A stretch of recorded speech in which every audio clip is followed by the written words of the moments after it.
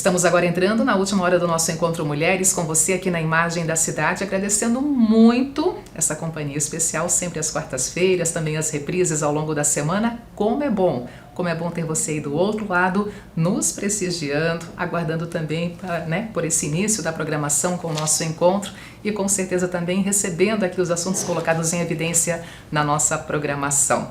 Para fechar muito bem o nosso encontro de hoje, vamos falar sobre a saúde das nossas crianças, adolescentes, comportamento, aproveitando a passagem do Dia do Pediatra, e a minha convidada, a doutora Rosana Fialho, que é médica pediatra.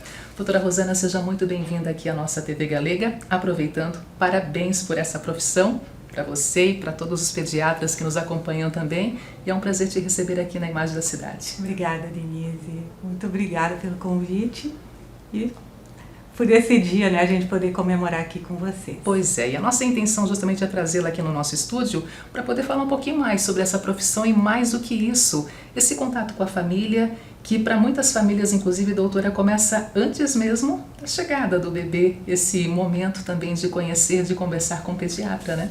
Exatamente, e é assim que deveria ser sempre, né? Porque o pediatra, a gente costuma dizer que é o primeiro médico da família, o primeiro médico da criança. E, de fato, a puericultura, que é o acompanhamento da saúde da criança, deveria começar, a recomendação, na 32ª semana de gestação, com a consulta pediátrica pré-natal, né? Onde o casal conhece o pediatra e já se estabelece uma relação de confiança e já se começa as primeiras orientações. Pois é, nesse momento, quando isso acontece, não é sempre, não é na grande maioria das vezes, mas quando isso acontece antes mesmo, ainda no processo da gravidez, doutora, como é que é esse contato? Como é que é conversar com o casal e o que vocês pediatras também repassam para esse papai e para essa mamãe que estão ali se preparando?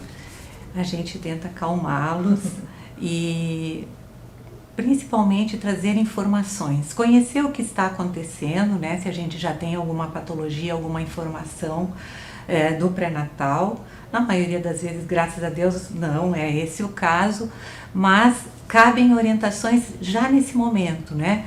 Para explicar o que será feito no início, questões de dúvidas que eles já trazem podem ser sanadas nesse momento, como serão os primeiros momentos do bebê ao nascer e o que fazer para facilitar a amamentação. Então, são várias questões que podem ser tocadas nesse momento. Que bacana. E aí chegou o pacotinho, chegou o tão esperado, né? Menino, menina, aquela chegada realmente, né? Se consolidando, um novo ser presente no casal, junto com a esposa, junto com o esposo, somente com a esposa, com a mãe. E aí, dali pra frente, doutora, o acompanhamento com vocês profissionais da pediatria, mês a mês, é tão importante. Muitos pais não levam isso, infelizmente, a sério, mas mês a mês, até que momento que essa consulta realmente ela não deveria falhar, deveria ser realmente mês a mês contato entre o profissional médico e a família? A gente diz que a puericultura é para toda a vida, né? Então a gente faz acompanhamento, seja em que faixa etária for, com alguma regularidade deveríamos fazer. Mas o primeiro ano é o mais crucial, mais crítico. Os primeiros 6 meses deveriam ser mensais, a partir dos 6 meses até 1 ano, a cada 2, 3 meses. Depois de 1 ano, seguiria nesse ritmo e a partir de então, se tudo estiver bem, poderia ser a cada 6 meses ou anual, até 20 anos, né? Quando a gente entende que encerra-se a adolescência. Mas se é uma situação de uma criança, de um adolescente que apresenta algum probleminha, alguma questão de risco naquele momento de saúde, seja emocional, seja física, naquele momento a gente talvez precise ver com mais frequência.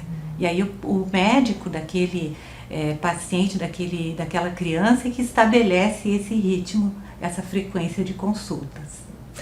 Os primeiros anos então, primeiro ano principalmente, né? Deveria ser ali, de repente, né? Se for assim possível para a família todo mês. E a gente volta rapidinho naquela tecla, o recém-nascido.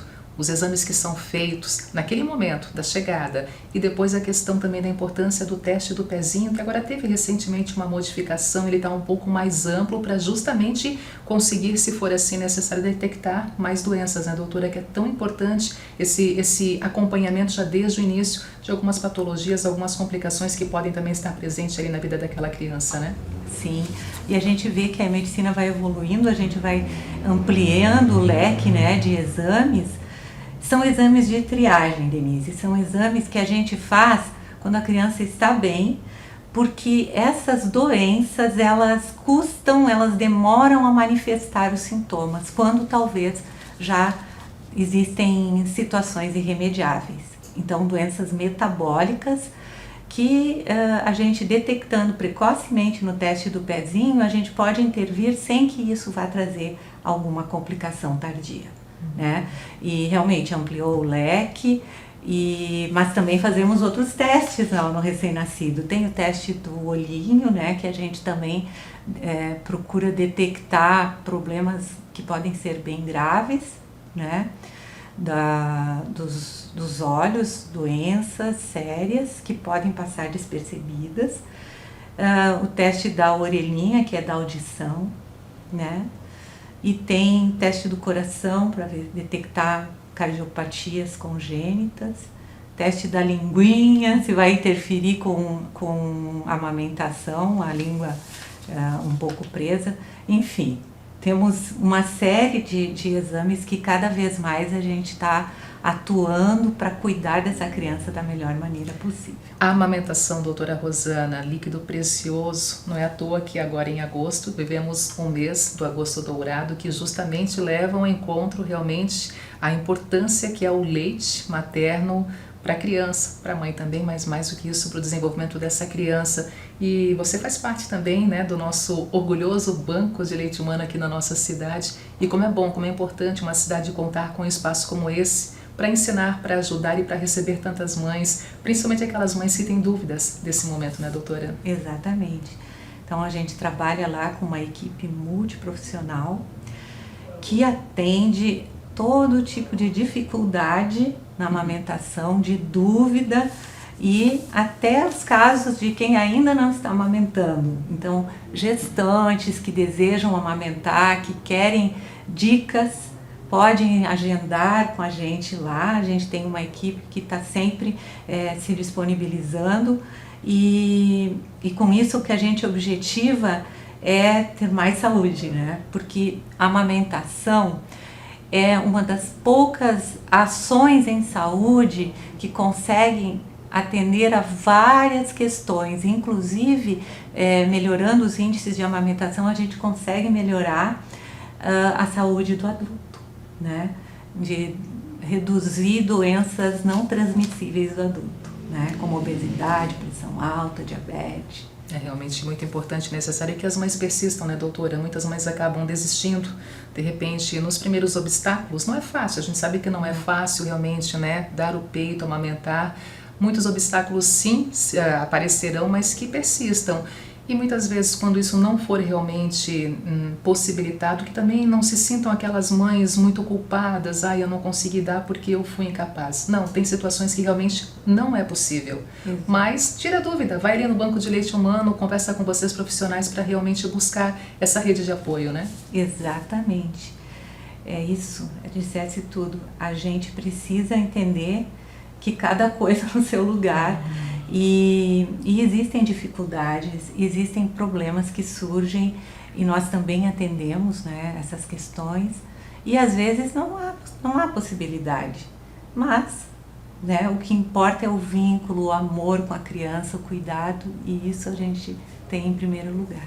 Vínculo, amor, cuidado com essa criança que vai crescendo, vai entrando na adolescência, e algumas pessoas se prestaram bem atenção numa das falas que você nos trouxe aqui, até quem sabe aprender um pouquinho mais, ou colocou aquele ponto de interrogação, até os 20 anos uma consulta com um pediatra. Como assim? Até os 20 anos? Eu não tinha ideia. Muitos podem estar se questionando isso.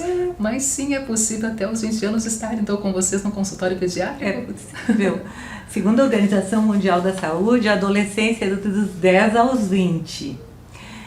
E é esse período, né, intermediário entre a infância e a idade adulta. E quem é que cuida do adolescente, né? Não é o clínico geral? Então quem é? Então o pediatra assumiu esse papel e atende o adolescente.